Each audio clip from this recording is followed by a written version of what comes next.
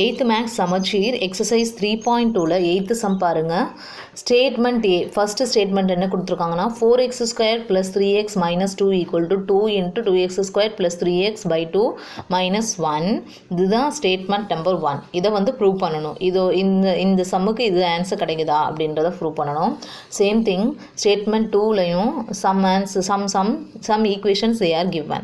So அது மாதிரி equations ரெண்டும் கரெக்டான ஆன்சர்ஸ் வருதா இல்லையா அப்படின்றதான் question. Let us check. 4x² + 3x - 2 LHS side எழுதியாச்சு. நான் என்ன பண்ணுறேன்னா 4 வந்து ஸ்ப்ளிட் பண்ணுறேன். 2 × 2ன்னு ஸ்ப்ளிட் பண்ணி x² + 3x - 2ன்றதை அப்படியே எழுதிடுறேன். நெக்ஸ்ட்டு ஸ்டெப்பில் என்ன பண்ணுறேன், இங்கனுக்குள்ளே இருக்க ஆன்சரை பார்த்து அதுக்கேற்ற மாதிரி நான் காமனாக எடுக்கிறேன்.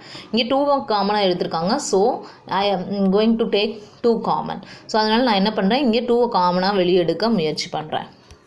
ஸோ let us take இப்போ ஃபர்ஸ்ட் டேர்மில் 2 × 2 × x² இருக்கா. ஸோ 2 ஒன்று வெளியே எடுத்துகிட்டேன்னா பேலன்ஸ் என்ன இருக்கும், 2 × x², 2x² இருக்கும். தென் ப்ளஸ் சிம்பிள்.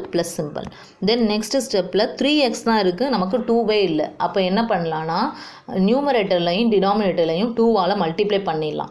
மல்டிப்ளை பண்ணும்போது இந்த 2வை தான் நான் வெளியே எடுத்துட்டேன். அப்போ பேலன்ஸ் எனக்கு என்ன இருக்குது, 3x/2ன்னு இருக்குது. That's only I am writing here. 3x/2ன்னு எழுதலாம், 3/2xன்னு எழுதலாம். ஓகே. தென் நெக்ஸ்ட் ஸ்டெப் 2வை காமனாக எடுத்துட்டா பேலன்ஸ் இங்கே என்ன வந்துடும், 1 இருக்கும். Okay students. தென் நெக்ஸ்ட் ஸ்டெப்பில் நான் என்ன பண்ணுறேன், 2 × 2x² + 3/2x - 1. Same thing I am writing. That's all.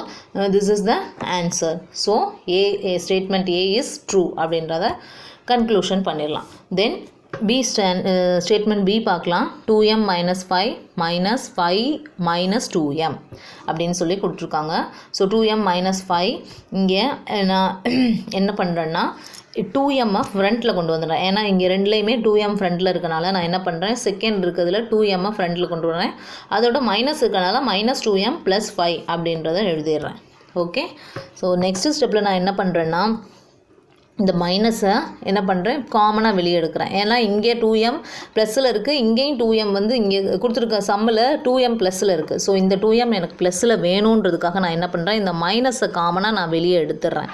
So மைனஸை வெளியே எடுத்துட்டா ஆல்ரெடி இங்கே ஒரு மைனஸ் இருக்குது இல்லையா. ஸோ மைனஸும் என்ன ஆகிடுது, ப்ளஸ் ஆகிடுது. அது மாதிரி இங்கே நமக்கு என்ன ஆகிடும், இந்த ப்ளஸ்ஸு என்ன ஆகிடும், -5ன்னு ஆகிடும். ஓகே. ஸோ அது எப்படி ஆகுதுன்னு இன்னொரு டைம் லிசன் பண்ணுங்கள். இங்கே நான் என்ன பண்ணுறேன், மைனஸை காமனாக வெளியே எடுக்கிறேன். ஸோ மைனஸை வெளியே எடுக்கும்போது என்ன ஆகுது, எனக்கு 2m அப்படின்னு பாசிட்டிவ் நம்பர் கிடைக்கிது. ஸோ இங்கே மட்டும் மைனஸை நாங்கள் காமனாக எடுக்க முடியாது. ஏன்னா இங்கே இந்த டேர்மில் இன்னொரு கான்ஸ்டன்ட்டும் சேர்ந்து வருது. அதனால் இதுக்கும் மைனஸை நான் காமனாக வெளியே எடுக்கணும். ஸோ ப்ளஸ்ஸை எப்படி ஸ்ப்ளிட் பண்ணலாம், -× -ன்னு ஸ்ப்ளிட் பண்ணலாமா. ஸோ இந்த -1 காமனாக வெளியே எடுத்துட்டேன்னா மீது ஒரு மைனஸ் இருக்கா, அந்த மைனஸை தான் நான் இங்கே எழுதுகிறேன், -5ன்னு. Okay students. ஸோ இந்த மாதிரி மைனஸை நான் வெளியே காமனாக எடுக்கும்போது ஆல்ரெடி இங்கே ஒரு மைனஸ் இருக்கனால -× என்ன ஆயிடுது, ப்ளஸ் ஆயிடுது. ஸோ அப்படி தான் இங்கே ப்ளஸ் சிம்பிள் வந்தது. தென் 2m வந்து ப்ளஸ் ஆயிடுது. இங்கே +5, இங்கே வந்து -5 ஆயிடுது. இதுவும் வந்து இங்கே இருக்க கான்செப்டுக்கும் ஈக்குவலாக தான் இருக்குது. கொடுத்துருக்க சம்முக்கு கரெக்டான ஆன்சர் தான் கிடைக்குது. So both A and B are ட்ரூன்ற ஆப்ஷனை நம்ம செலக்ட் பண்ணி எழுதணும். ஓகே. Thank you students.